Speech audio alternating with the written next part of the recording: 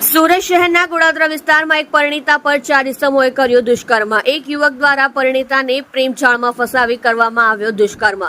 Blackmail કરી ધમકી આપી દુષ્કર્મ ગુજારવામાં આવ્યો હતો। પ્રેમજાળમાં ફસાવનાર અનુરાગસિંહ દ્વારા દુષ્કર્મ કરી પછી અંગત પળોના વિડીયો ઉતારી એમના 3 મિત્રોને પણ વિડીયો અને પરિણીતાનો મોબાઈલ નંબર આપી દીધો હતો, જેમાં અનુરાગસિંહ પછી બ્લેકમેલ કરી એના 3 મિત્રો દ્વારા પણ પરિણીતા સાથે દુષ્કર્મ કરવામાં આવ્યો હતો, જેમાં બળાત્કારીઓ દ્વારા દુષ્કર્મ કર્યાનો વિડીયો ઉતારી વિડીયો વાયરલ કરવાની ધમકી આપી વારે વારે દુષ્કર્મ ગુજારવામાં આવ્યો હતો, જેમાં ગોળાદરા પોલીસ દ્વારા પરિણીતાનું મેડિકલ ચેકઅપ કરાવ્યું હતું। સુરતની ગોળાદરાની પરિણીતા દ્વારા ગોળાદરા પોલીસ સ્ટેશનમાં જતા પોલીસ દ્વારા 4 આરોપીઓ अनुराग सिंह सूरत सोलंकी मोनू शुक्ला और पिंटू यादव विरुद्ध गुनो नोंधी आ गुनाना 2 आरोपीओ मोनू शुक्ला और पिंटू यादव ने पकड़ी पाड़ी 2 आरोपीओं की शोधखोळ गोड़ादरा पुलिस द्वारा हाल चाली रही है।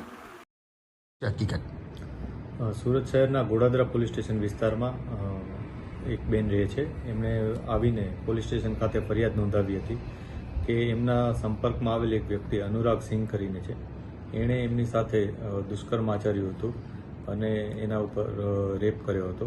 આ ઉપરાંત એની સાથે અન્ય 3 મિત્રો પણ હતા, જેઓ પણ આ અનુરાગ સિંહ થકી આ બેનના સંપર્કમાં આવ્યા હતા અને તેઓને અનુરાગ સિંઘે જ આ બેનનો નંબર આ 3 જણાને આપી દીધો હતો। આ 3 વ્યક્તિઓમાં સુરત સોલંકી, મોનુ શુક્લા અને પિન્ટુ યાદવ આ અન્ય 3 વ્યક્તિઓ છે, જેઓ પણ અવારનવાર આ બેન ઉપર દુષ્કર્મ આચર્યું હતું। આ પ્રકારની ઘટના પોલીસ સામે આવી હતી। પોલીસે આ બેનની ફરિયાદ નોંધી અને આ કાયદેસરની કાર્યવાહી કરી હતી, જેમાં એમનું મેડિકલ કરાવવામાં આવ્યું હતું। આ ઉપરાંત પોલીસે જે 2 વ્યક્તિ છે, મોનુ શુક્લા અને પિન્ટુ યાદવ, આ બેનની ધરપકડ કરી છે। અન્ય 2 વ્યક્તિઓ જે હજી પકડવાના બાકી છે, પોલીસ એની તપાસ કરી રહેલ છે। સંપર્કમાં કેવી રીતે આવ્યા હતા એ લોકો? આ બેન છે, જે ફરિયાદી બેન છે, એ પોતે ધાગા કટિંગનું કામ કરે છે અને આ જે વ્યક્તિ છે અનુરાગ સિંહ, જે એમના સંપર્કમાં સૌ પ્રથમ આવ્યો હતો, આ અનુરાગ સિંહ પોતે આ પ્રકારના જે કામગીરી કરવાની હોય છે એમાં એ સપ્લાયનું કામ કરતો હતો, એ મુજબની પોલીસને માહિતી છે।